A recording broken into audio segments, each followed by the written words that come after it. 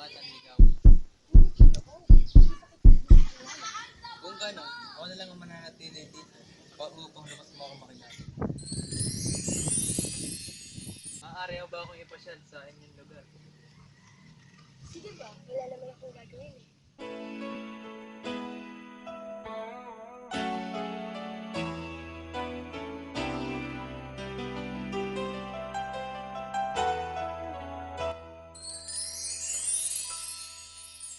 I tried to live without you, although I found it hard to do. I thought of yesterday, how sweet the love we shared.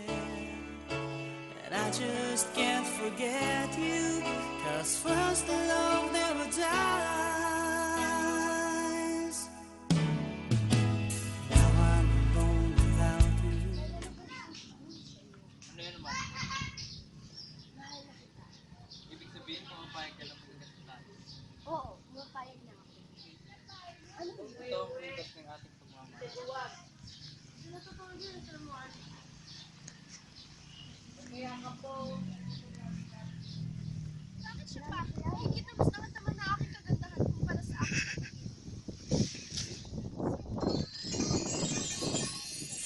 Ako si Sakali. Ikaw, sino ka? Mukhang may dinaramdam ka, magandang. Ako si Satana. Higit na mas maganda kumpara sa aking kapatid. Ngunit siya ang sinisinta ng aking minamahal na si Ezekiel.